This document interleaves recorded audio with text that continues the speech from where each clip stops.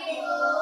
Baiklah, sebelum kita mulai pembelajaran pada hari ini, alangkah lebih baiknya kita berdoa terlebih dahulu. Kepada ketua kelas, dipersilakan untuk berdoa. Siap, gerak. Hormat, gerak. Tidak, gerak. Berdoa mulai.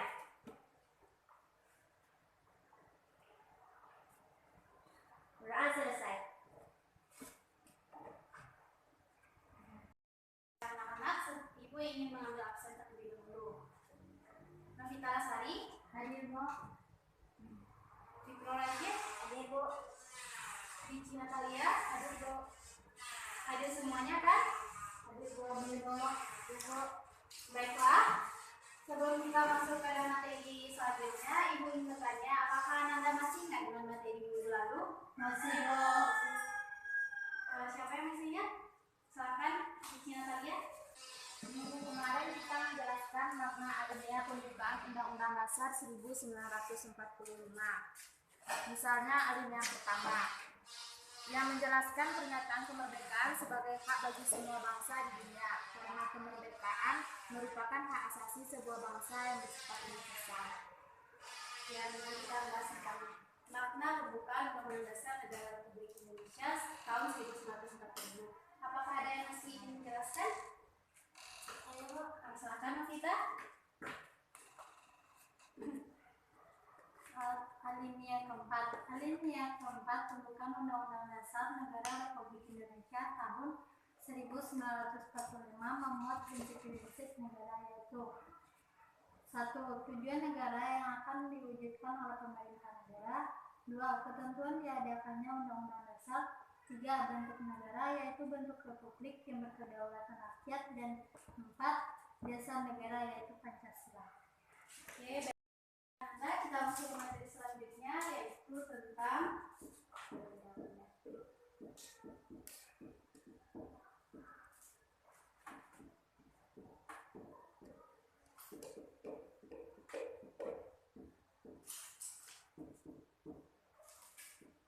kita masuk kepada materi kedaulatan negara kesatuan Republik Indonesia.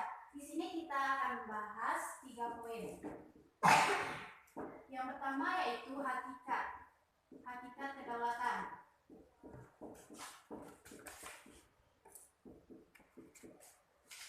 Yang kedua kita membahas bentuk dan sifat kedaulatan.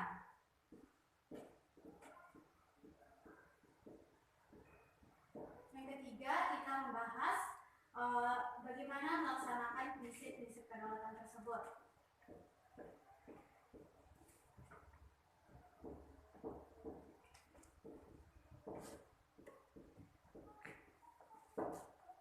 Nah, kita akan bahas 3 poin.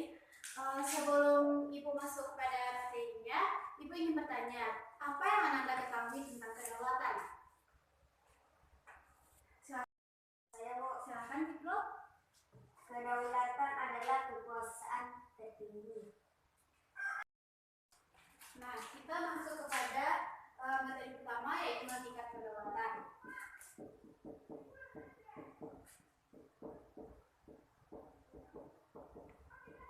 Nah, di hakikat kedaulatan ini kita akan membahas pengertian kedaulatan. Nah, kedaulatan ini berasal dari bahasa Arab, yaitu daulah. Yang arti dari daulah ini adalah kekuasaan tertinggi.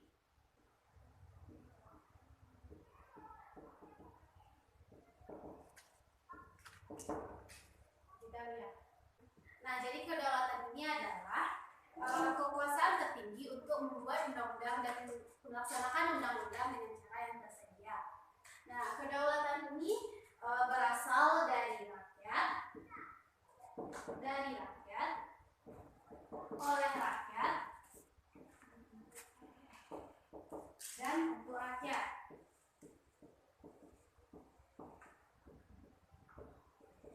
Nah, ini disebut dengan gaya pemerintahan demokrasi. Nah, sampai di sini Anda paham? Paham, Bu. Kita lihat. Nah, selanjutnya kita masuk kepada sifat kedaulatan. Di sini Jean Bodin, seorang ahli dari Prancis, dia menyebutkan bahwa kedaulatan memiliki 4 sifat.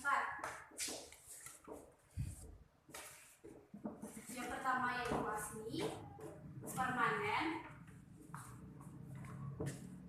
tunggal, dan tidak terbatas.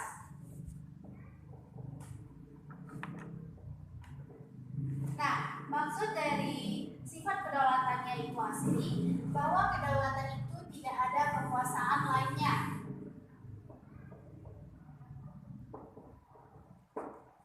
Nah, asli berarti tidak ada kekuasaan lain yang terikat pada kekuasaan tersebut, yaitu selanjutnya kekuasaan bersifat permanen, yaitu kekuasaan itu tetap ada meskipun pemerintahan itu telah berganti. Nah, kalau bersifat tunggal, kedaulatan itu adalah kekuasaan yang bersifat satu-satunya. Dan sifat yang tidak terbatas maksudnya kekuasaan ini tidak dibatasi oleh kekuasaan lain. Nah, sebelum Ibu masuk lagi ke materi selanjutnya, apakah ada yang Anda tidak pahami dengan sifat-sifat kedaulatan ini? Saya, Bu. Silakan, Cici. Maksud kedaulatan bersifat tidak terbatas itu apa, Bu? Oke, baiklah. Ibu akan menjawab pertanyaan dari Cici Natalia, yaitu apa maksud dari sifat kedaulatan tidak terbatas? Nah, kedaulatan itu tidak dibatasi oleh apapun dan oleh siapapun. Jika kedaulatan itu dibatasi, maka akan menghilangkan ciri dari kedaulatan itu, yaitu kekuasaan tertinggi. Nah, bagaimana Anda semua paham dengan penjelasan Ibu? Paham, Bu. Nah, ya, Bu. Baiklah, kita masuk kepada bentuk kedaulatan.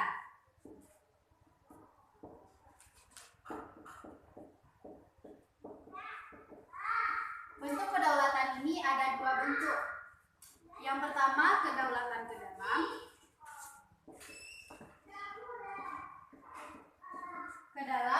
Dan kedaulatan keluar.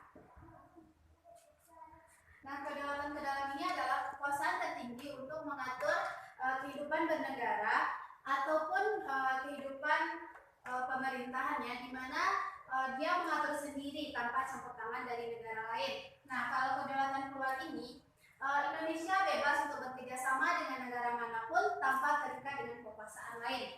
Nah, baiklah, Nanda, ada yang dipertanyakan? Saya jawab, Ranta. Apa contoh dari kedaulatan keluar itu, Bu? Baiklah, Novita, Ibu akan menjawab pertanyaannya. Contoh dari pelaksanaan kedaulatan keluar ini, yaitu Indonesia bebas untuk bekerja sama dengan negara lain, yaitu Indonesia bebas mengadakan perjanjian, bebas untuk mengadakan perdamaian, perang, dan bebas juga untuk menjalin kerjasama dengan negara lain. Contohnya yaitu Indonesia masuk ke dalam organisasi PBB. Nah, berarti Indonesia telah melaksanakan bentuk dari kedaulatan keluar tersebut. Bagaimana Nanda semua paham dengan penjelasan Ibu? Paham, Bu.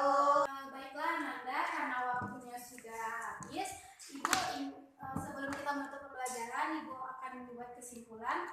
Kesimpulan pembelajaran pada hari ini yaitu kedaulatan adalah kekuasaan tertinggi, di mana Indonesia bebas untuk menentukan pemerintahnya sendiri tanpa campur tangan dari negara lain.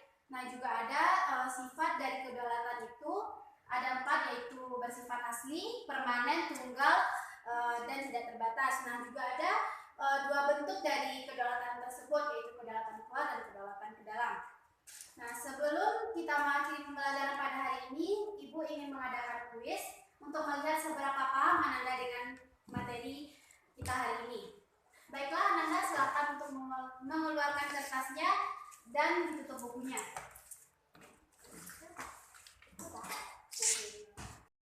Oleh kuisnya, silakan dibuat namanya ya.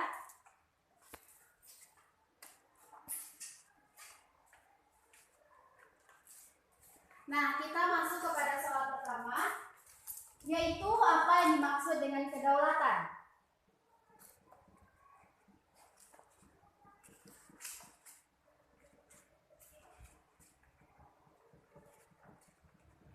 Oke, sudah siap? Sudah. Nah, kita masuk kepada soal kedua,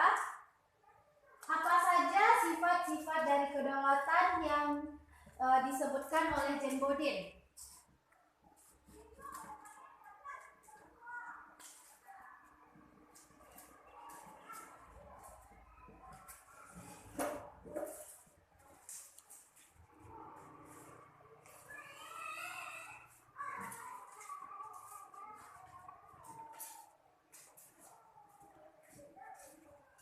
Oke, kita masuk kepada soal terakhir, yaitu apa saja bentuk dari kedaulatan.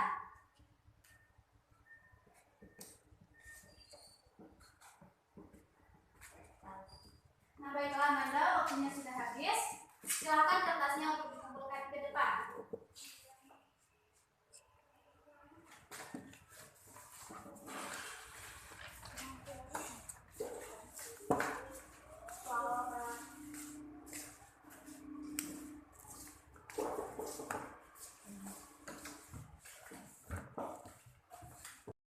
Baiklah Amanda, Ibu sudah melaksanakan kuis. Nanti kuisnya akan Ibu bagikan minggu depan. Nah, karena materi kita sudah habis untuk hari ini, silakan Ananda untuk membaca materi untuk minggu depan. Ibu akhiri dengan Assalamualaikum warahmatullahi wabarakatuh. Waalaikumsalam.